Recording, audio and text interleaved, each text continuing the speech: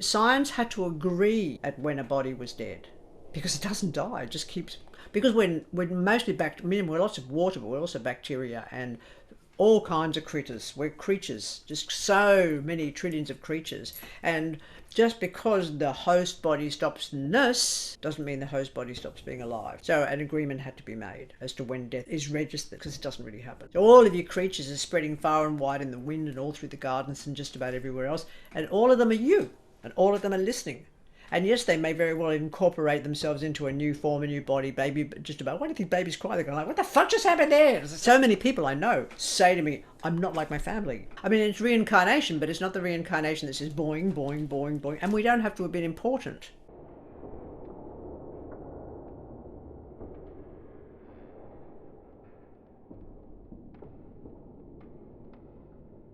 Somebody did contact me during the week, said that they were setting up and saying I'm just learning and therefore just $5 will do. And I'm going, that's just not right. That's just not correct at all. That's just really undermining yourself. With your family and closest friends, yes, you can let them know you're just learning.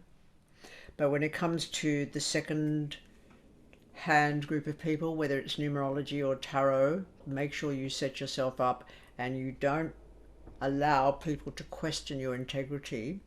So you get your prices sorted out. $5 is peanuts. You won't be respected, honestly. Since we started, because I've always played with my cards, I sort of stopped playing with them because I didn't want to cast readings. But then now they want me to play with them all the time. Like they want to play. And so I guess... No, they want you to learn. It's not playing. Well, this is right. But they would like to learn through play with me. It's kind of like, but I don't want to cast a reading. I really want to caution you. Okay. Yeah. I would like to caution you that if you're playing with them and you're playing with them for yourself, that you're in danger zone hugely. No. I mean, I guess what I'm saying is, yeah, so I'll correct that. I've been doing some readings for other people, that clients that I already work with, that I read in other ways, but bringing the cards more in, and that's different. But I haven't cast a reading, obviously, for myself or in my own environment, but they still want to, particularly with what you're teaching, like, I guess, lay out some configurations, and it's part of my learning. Why are you but I want to know, you haven't learned that's what I want to ask. You haven't learned. No, but like with so when I went over the video that you shared from last week, and there's a whole lot of relationships, I feel like I want to look at those relationships visually and put them there so I can see them, and that's how they go in. So I guess I'm asking, where's the line where you can be working with the cards and getting to know them in a new way, because I've worked with them for 35 years, but they're trying to reconfigure my understanding, but without casting a reading. Like, what's the line? People can say that they're reading tarot and they're not reading tarot, because 35 years is a really short amount of time. And I'm not going to be denigrating you at all, Kate, to be quite honest. This is just as straight as I can be with you. What became the good excuse with that people call tarot, and it's oracle reading. It's very totally. It's not totally tarot. Get it. I get that. Yeah, that's why they asked me to put them down. The most important thing when you talk about tarot wanting to work with you, etc. Of course it does. It's like a recalcitrant child. But I'll get people, for example, that I teach the bow to, and they'll go out and shoot a fucking horse in Lismore. What do you feel is beneficial or could be harmful? It is a language, and it is necessary to learn the whole language. I didn't learn to spar or spar with people until I learned the technique. If you want to take the names of the people that are working here and say, could I do a Skype session and can we do an experiment? Once you've got the knowledge of the 78 cards and the patterns, why not? Well, this is the whole idea. Get together, practice with each other, but not on yourself. You say play. It's a funny one, because I've never known tarot to play. Tarot is willing to give information, but it doesn't play. I mean, I worked with, at one stage, in the Byron Arts Centre, the old Byron piggery. And I had not only had a dojo there, but I also taught a tarot collective there at one stage. They were experimenting with other people with their layouts, and I said, these layouts won't be for you, they could be for somebody in the room, which I will mention in a minute, because I was on the loo and I got something I need to remind you. And it's looking at Keith's reading, talking about this particular person of a particular star sign who was having an affair with somebody in Sydney, and their partner didn't know about it, and it was going to end up coming to a head, and it was going to be quite tragic, and it would split the two of them up. But Keith said, "Who's that for?" I said, "I don't know." And of course it had to do with their partner, who was in the room but on the other side of the room. So you don't know who this is going to be for. This is the danger. Honestly, if you go for it now and you're looking at the cards, you might think they're for yourself, and you can't stop yourself.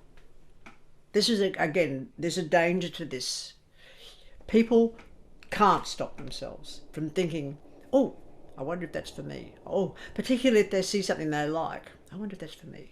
And it happens so often with students that I get scared for you guys. And it's the truth, because you can't help yourself. And then you think you recognize this person, you think you recognize that person, but I mightn't. And it mightn't have anything to do with me, the cards that I laid out on the table. And very often they could have to do with somebody that you'll meet next week. But sometimes I'll go off track. And that's a little bit of a work problem because I'm picking up on somebody else in the room. So I'll be actually moving into a different discussion because somebody else is thinking about it. And that happens a lot. I was just really quickly, I think of it like a muscle. You're training a muscle. Yeah. The more that you train, whether it's physically or with the cards or whatever it is, you're training a particular muscle to get stronger and more adept at something. And it may be muscle memory, but it's also training the brain. At the end of tarot theory and practice, there is a whole series of configurations that you have got written, Laura, that are like, say you've got the Tower card next to Strength card, etc., etc. And like it might be 3 of the journey cards, for example. And it's I found within that, it was a really great way for me to test myself. Like I would not look at the answer that you had written there, Laura, but I would put down the 3 of those cards and be like, this is what this is. And then I would check. I'd uncover what you had written and check and see if I was on point or not. And that this was also a really helpful tool to learn about the patterns and how they work with each other. But you're not shuffling. You are conscientiously laying them out in certain forms to understand the pattern.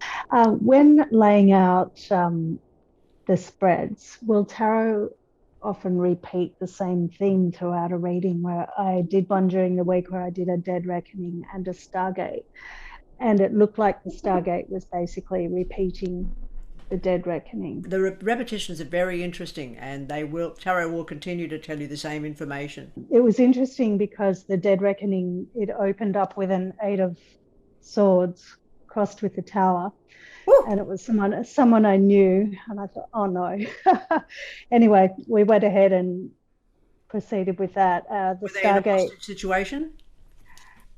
It was a domestic violence court verdict date that she had just found out about the day before I did the readings. And it had the devil in, I think, future, that was in the next second part of the dead reckoning, but it did seem to be repeating.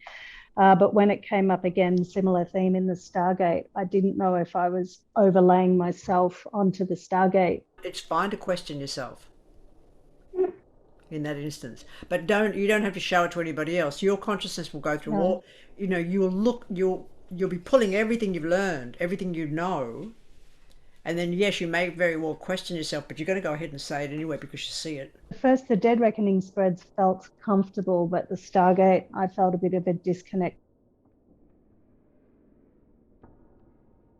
with it. Didn't feel like it was flowing as well. That's very interesting because the Stargate can have superimposures, and by superimposure I mean it can have even 3 or even 4 superimposures, which means the first imposure will be the events that will be mirrored, for example, in the dead reckoning, and then it wants to talk about the person's health. So it's going to change the subject, discuss health problems, going, oh, there's a little bit of a glitch happening in one of your shoulders, or back of your neck, the head, the teeth. It'll show that. Anything that's happening to do with the gut, the uterus, of course, that'll be around Yesod in the tree.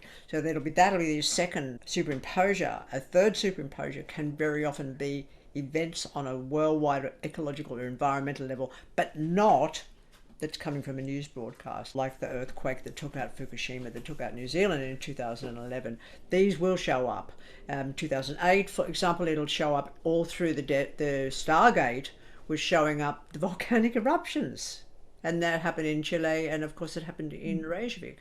So it's going to superimpose 3 layers, and you'll be about to put your cards away and you go, oh, hang on, there's another story. Won't do that mostly in the Dead Reckoning, and it also won't do it in Question Time or other things, but it will definitely do it in the Stargate. And then there'll be the people that'll ask you questions when you get to Question Time at the end, and everything's already been answered. That's bit for, because I mean, some people say, oh, tell me about the love of my life. I go, pardon? What the fuck does that mean? Love of your life could have been a canary you had when you were 6.